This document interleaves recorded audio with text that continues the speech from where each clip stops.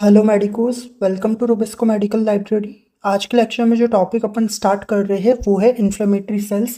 जो पिछले कुछ लेक्चर्स रहे हैं उसमें अपन ने एक्यूट इन्फ्लेमेशन की बात कर ली है और अपन ने केमिकल मीडिएटर्स ऑफ इन्फ्लेमेशन भी पढ़ लिया है।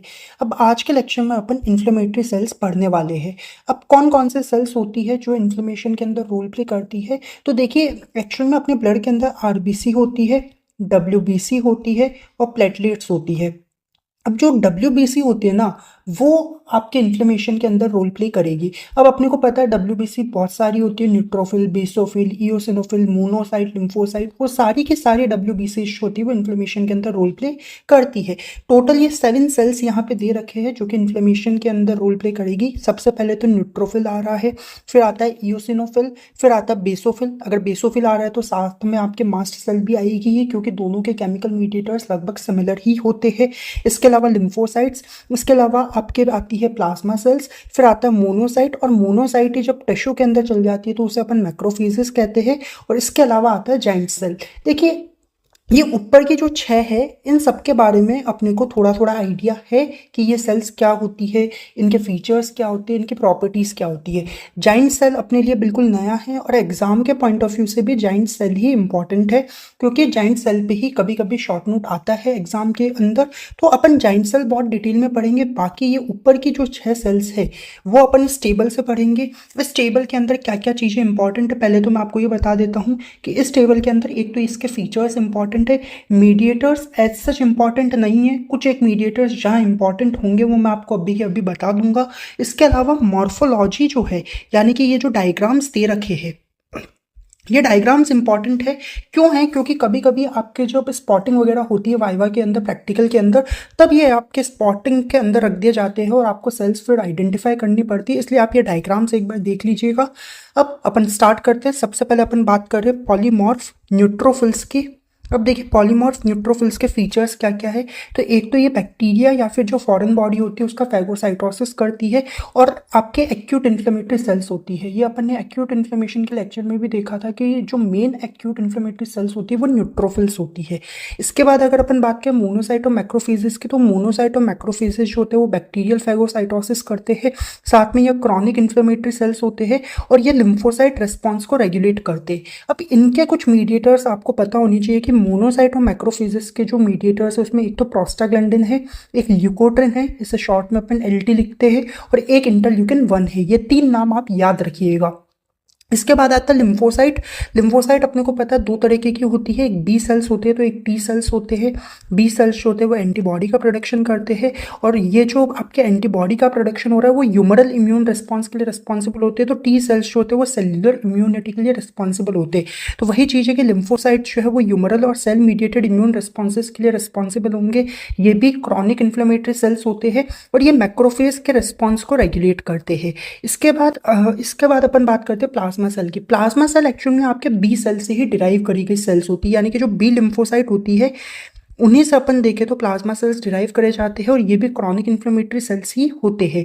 इसके बाद अपन बात कर रहे हैं इओसिनोफिल की। इओसिनोफिल जो होते हैं वो एलर्जिक कंडीशंस के अंदर जनरली आपको देखने को मिलती है। इसके अलावा पैरासिटिक इन्फेक्शन जैसे कि अमीबा वगैरह का अगर कोई इन्फेक्शन हो रहा है, एंड अमीबा हिस्टोलिटिका का जो इन्फेक्शन होता है, ऐसे पैरासिटिक इन्फेक्शंस के अंदर इओसिनोफिल का रोल होता है। और इसके अलावा क्रॉनिक इन्फ्लेमेटरी सेल होते हैं ये भी। और इसके अलावा यहाँ पे आप एक मीडिएटर याद रखेंगे, एक तो रिएक्टिव ऑक्सीजन मेटाबोलाइट्स, और एक आप यहाँ पे याद रखेंगे प्रोस्टाग्लैंडिन के जो E2 फॉर्म है, वहां वो इओसिनोफिल के लिए केमिकल मीडिएटर होता है।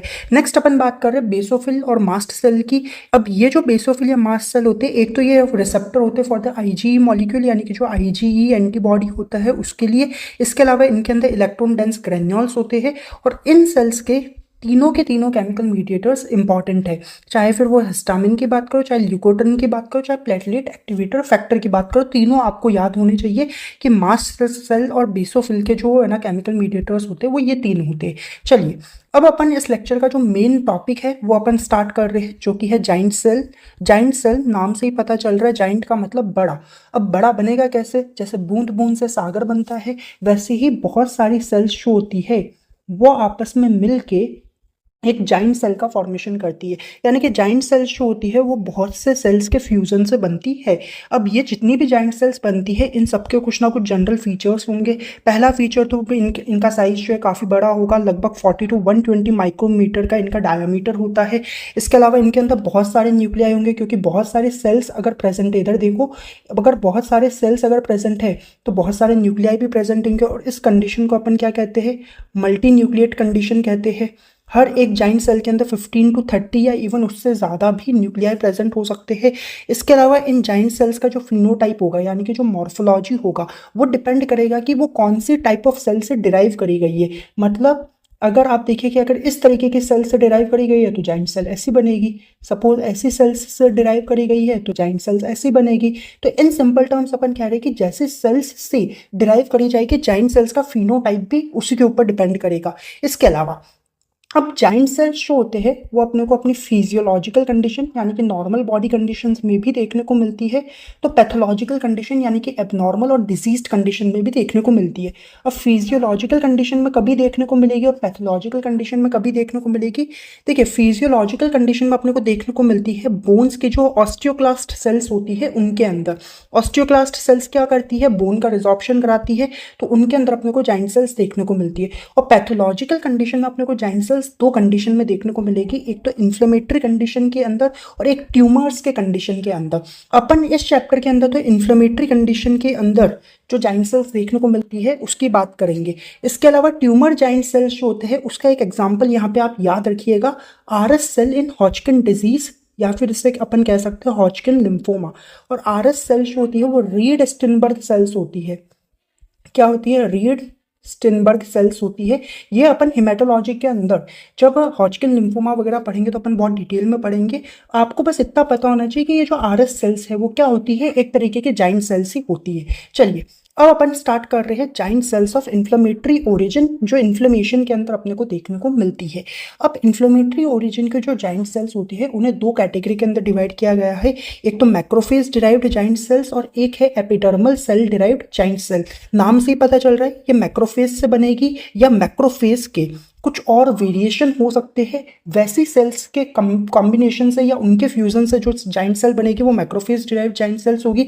और वहीं अगर एपिडर्मल सेल से जो फ्यूजन करके जो जाइंट सेल्स बनेगी वो epidermal cell derived giant cells होगी। पहले अपन बात कर रहे हैं मैक्रोफेज डिराइव्ड जाइंट सेल्स की। अपने लिए सबसे ज़्यादा इंपॉर्टेंट ये है, और इसमें भी जो सबसे इंपॉर्टेंट टाइप होगा वो लैंगेंस टाइप होगा, जो अभी अपन पढ़ेंगे। बहुत ज़्यादा इंपॉर्टेंट है लैंगेंस टाइप। तो चलिए अब अपन बात कर रहे हैं कि भाई आपके मैक्रोफेज डिराइव्ड जो जाइंट सेल्स होती है वो बन कैसे रही है, तो मैक्रोफेज के फ्यूजन से बन रही है। और मैक्रोफेज कौन सी सेल्स होती है, क्रॉनिक इन्फ्लेमेटरी सेल्स होती है। तो क्रॉनिक इन्फ्लेमेशन के अंदर अपने को ये देखने को मिलेगा। अब ये जो मैक्रोफेज डिराइव्ड जाइंट सेल्स होती है वो तीन टाइप की होती है। एक तो लैंगेंस जाइंट सेल्स, बहुत ही ज़्यादा इंपॉर्टेंट है। क्यों ज़्यादा इंपॉर्टेंट है, क्योंकि यही अपने को ट्यूबरक्लोसिस के अंदर देखने को मिलेगा। आने वाले कुछ लेक्चर्स में अपन ट्यूबरक्लोसिस भी पढ़ेंगे, वहाँ पे आप देखेंगे फिर से अपन लैंगेंस जाइंट सेल्स की बात करेंगे। तो बहुत ज़्यादा इंपॉर्टेंट है लैंगेंस जाइंट सेल्स। सेकेंड टाइप आता है अपने पास फॉरेन बॉडी जाइंट सेल्स, और थर्ड टाइप आता है ट्यूटेन जाइंट सेल्स। एक एक करके अपन पढ़ना स्टार्ट करते हैं। सबसे पहले अपन बात कर रहे हैं लैंगेंस जाइंट सेल्स की। देखिए, लैंगेंस जाइंट सेल्स की अगर अपन बात करें तो ये बन कैसे रहे हैं, तो ये एपिथेलॉइड सेल्स के फ्यूजन से बनते हैं। अब एपिथेलॉइड सेल्स जो होते हैं these are actually the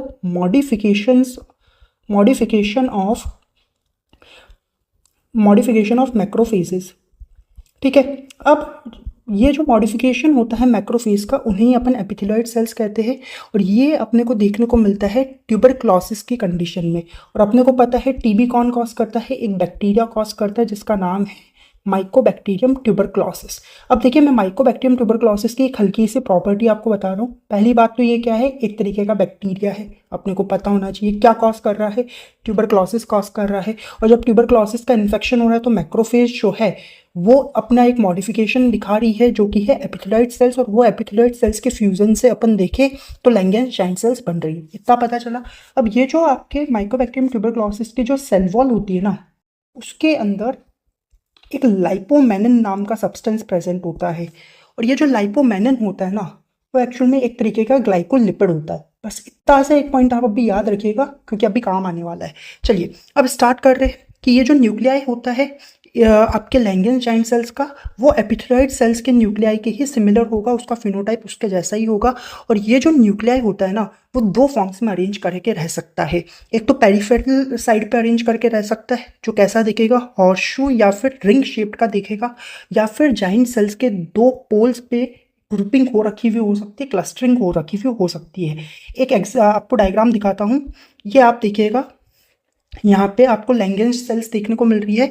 peripherally ये प्रेजेंट है, ये देखिए यहाँ पे पेरिफेरली प्रेजेंट है, जो कि हॉर्सशू या फिर रिंग शेप्ड के अंदर प्रेजेंट है। और यहाँ पे अगर आप देखेंगे तो दो पोल्स पे, जाइंट सेल्स के दो अपोजिट पोल्स पे अपन देखें तो सेल्स प्रेजेंट है, सॉरी जो न्यूक्लियाई है वो प्रेजेंट है। तो ये डायग्राम आप देखिएगा, आपको पता चल जाएगा कि न्यूक्लियाई दो फॉर्म में अरेंज्ड होता है।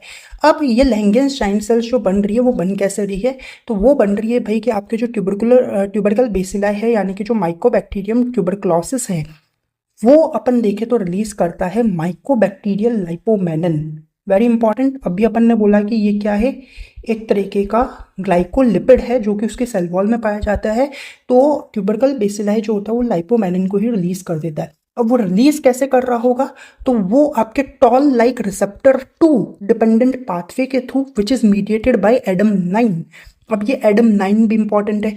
एडम-9 क्या है, तो एडम-9 जो है वो एक डोमेन होता है। और डोमेन क्या होता है, specific region of protein chain, उसे अपन क्या कहते हैं, डोमेन कहते हैं।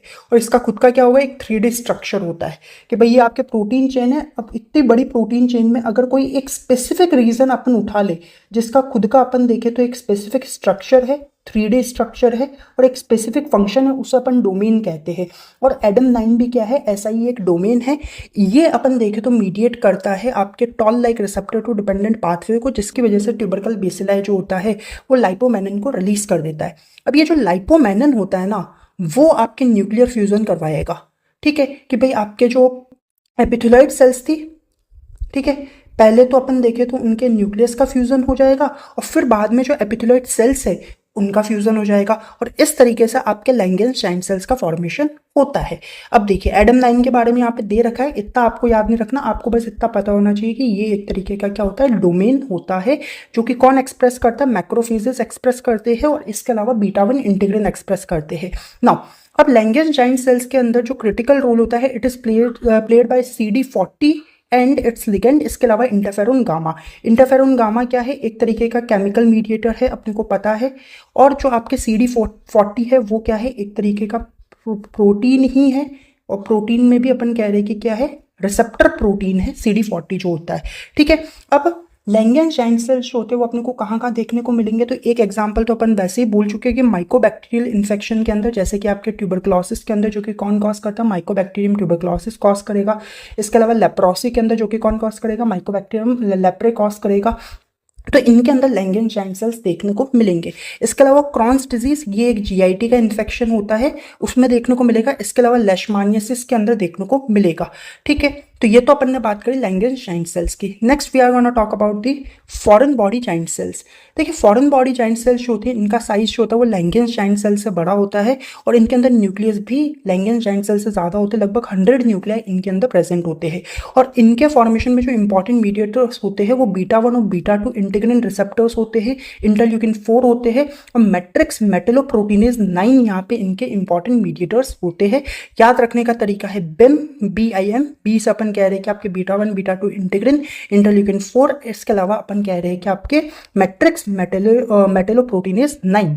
ठीक है, इसके बाद अपन देखेंगे कि ये कौन सी कंडीशंस में देखने को मिलता है। तो ये एक तो अपने को स्टार्च या ना सूचर्स वगैरह वाली कंडीशन में देखने को मिलता है। कुछ यूरेट्स या ऑक्सिलेट्स अगर आपके ना इकट्ठे हो जाते हैं बॉडी के अंदर तो उन कंडीशंस में देखने को मिलता है। माइक्रोबियल इन्फेक्शंस में देखने को मिलता है। इतना ज़्यादा इंपॉर्टेंट नहीं है ये, इसके मीडिएटर्स खाली आपको पता होने चाहिए। फिर थर्ड अपन बात कर रहे हैं क्यूटन जाइंट सेल्स की। देखिए क्यूटन जाइंट सेल्स जो होते हैं इन्हें अपन ज़ेंथेल्स्मिक जाइंट सेल्स भी कहते हैं और ये अपने को देखने को मिलते हैं ज़ेंथोमा वाली कंडीशन में। ज़ेंथोमा जो होती है वो एक ऐसी कंडीशन होती है जिसमें लिपिड कंटेंट जो होता है वो ज़्यादा हो जाता है और अपने को लिपिड लाडेन मैक्रोफेजेस की कंडीशन देखने को मिलती है और इस कंडीशन को अपन ज़ेंथोमा कहते हैं। तो ये अपने को ट्यूटन जाइंट सेल्स होती है वो ऐसी कंडीशंस में देखने को मिलेगी जहाँ पे लिपिड ज़्यादा हो रहा होगा, जैसे कि ज़ेंथोमा या फिर अपन कह रहे हैं कि ज़ेंथेल्स्मा हो गया या ज़ेंथोग्रेनुलोमास हो गए हैं। और इसके अलावा फेट नेक्रोसिस के अंदर भी आपको ट्यूटन जाइंट सेल्स देखने को मिलेगा। अपने लिए सबसे इंपॉर्टेंट क्या थे, आपके लिए लैंगेज जाइंट सेल्स थे, वही आपको मेनली याद रखने हैं, बाकी आपको सिर्फ थोड़ा बहुत आइडिया रखना है। नेक्स्ट अपन बात कर रहे हैं एस्कॉफ जाइंट सेल्स की। देखिए एस्कॉफ जाइंट सेल्स एक्चुअल में क्या होते हैं, एस्कॉफ नोड्यूल्स होते हैं और ये जो होते हैं वो अपने को रूमेटिक हार्ट डिजीज के अंदर देखने को मिलते हैं। ये अपन जब सिस्टमिक पैथो पढ़ेंगे वहां पे अपन बहुत डिटेल में एस्कॉफ नोड्यूल्स के बारे में पढ़ेंगे। चलिए अब ये एक डायग्राम देख लीजिएगा कि ये आपके फॉरेन बॉडी जाइंट सेल्स है जिनका साइज क्या है, लैंगेंस जाइंट सेल से बड़ा है।